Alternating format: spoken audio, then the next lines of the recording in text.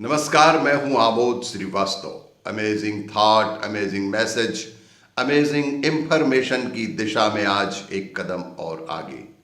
आज के इस कहानी का शीर्षक है अभिमान अक्ल को भी खा जाता है। आपको ये मेरा वीडियो पसंद आए तो लाइक करें, शेयर करें और लाल बटन दबाकर सब्सक्राइब अवश्य करें। साथ ही बेल आइकन दबाना ना भूलें।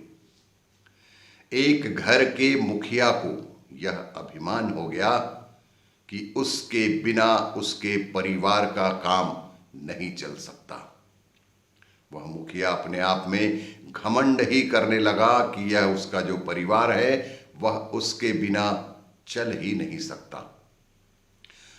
उसकी छोटी सी दुकान थी, उसकी एक छोटी सी परचून की दुकान थी। उससे जो भी आय होती थी उसी से उसके परिवार का गुजारा चलता था। चूंकि कमाने वाला वह एकमात्र अकेला ही था, इसलिए उसे लगता था कि उसके बगैर कुछ भी नहीं हो सकता। उसे ऐसा अभिमान, ऐसा घमंड हो गया था कि उसके बगैर जीवन में कुछ भी नहीं हो सकता। वह लोगों के सामने डींगे हाँका करता था। वह सदैव लोगों के सामने डींगे हाँका करता था। एक दिन वह एक संत के सत्संग में पहुंचा। एक दिन वह एक संत के सत्संग में पहुंचा। संत से कह रहे थे कि दुनिया में किसी के बिना किसी का काम नहीं रुकता। वे संत कह रहे थे कि दुनिया में कभी भी किसी का काम किसी के बिना भी नहीं रुकता है। यह दुनिया है, यह जीवन है, सतत चलते रहता है। और यह अभिमान व्यर्थ है कि मेरे बिना परिवार या समाज ठहर जाएगा।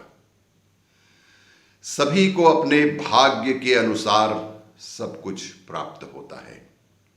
सभी को अपने अपने भाग्य के अनुरूप ही जो प्राप्त होता है वह भाग्य के अनुसार ही होता है।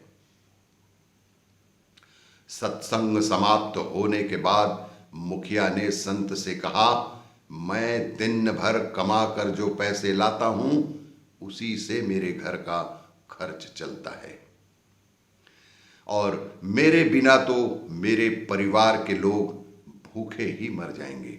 मेरे बिना मेरे परिवार के सारे लोग भूखे ही मर जाएंगे। तब संत बोले, यह तुम्हारा भ्रम है। संत ने बेहद शांत स्वर में कहा कि भाई साहब, यह तुम्हारा भ्रम है। हर कोई अपने भाग्य का खाता है, कोई किसी को नहीं खिलाता है।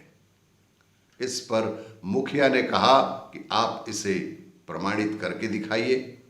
तब मुखिया थोड़ा नाराज होते हुए कहा संत महाशय से कि आप इसे सिद्ध करके बताइए कि सब अपने अपने भाग्य का ही खाते हैं। संत ने बेहद शांत स्वर में कहा कि ठीक है, तुम बिना किसी को बताए घर से 1 महीने के लिए गायब हो जाओ। संत ने उनसे कहा कि तुम घर में किसी को बिना बताए 1 महीने के लिए गायब हो जाओ। उसने ऐसा ही किया। संत ने यह बात फैला दी कि उसे बाघ ने अपना भोजन बना लिया है। इधर संत ने गांव में यह फैला दी कि उसका अंतकाल हो गया है और उसे बाघ ने अपना भोजन बना लिया है। मुखिया के परिवार वाले कई दिनों तक शोक संतप्त रहे। मुखिया के परिवार वाले कई दिनों तक शोक में डूबे रहे, शोक संतप्त रहे। गांव वाले आखिरकार उनकी मदद के लिए सामने आए। गांव वाले कुछ लोग, कुछ सज्जन लोग आखिरकार उस परिवार की मदद के लिए सामने आए। एक सेठ ने उसके बड़े लड़के को अपने यहां नौकरी भी दे दी। एक सज्जन सेठ ने उसके बड़े लड़के को अपने यहां नौकरी भी दे दी। गांव वालों ने मिलकर लड़की की शादी भी कर दी। एक व्यक्ति छोटे बेटे की पढ़ाई का खर्च देने को तैयार हो गया। एक व्यक्ति तो उनके घर के छोटे बेटे की संपूर्ण पढ़ाई का खर्च देने को ही तैयार हो गया।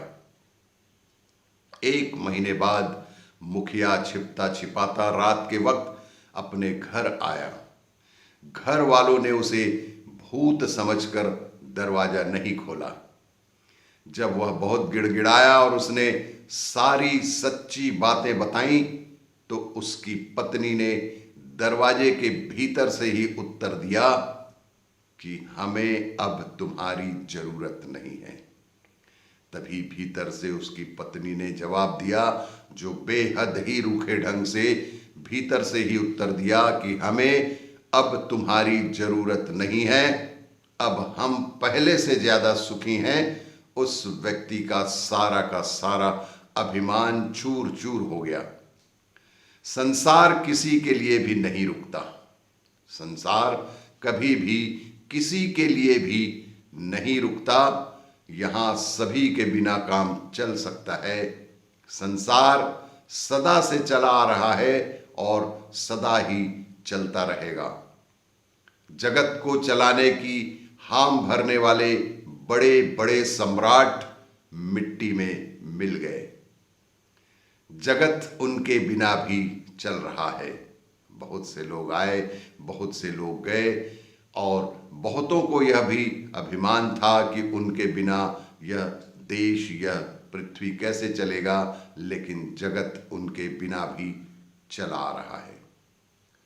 इसलिए अपने बल का, अपने धन का, अपने कार्यों का, अपने ज्ञान का गर्व व्यर्थ है और सबसे सर्वोपरि है वह सभी लोगों की सेवा करना और जीवन के प्रत्येक क्षण को बेहद ही खुशमय और सुखमय जीवन जीना ही एक प्रकार की कला है। और बिना किसी अभिमान, बिना किसी घमंड के सरल जीवन ही जिए, यही सेवा सर्वोपरि है।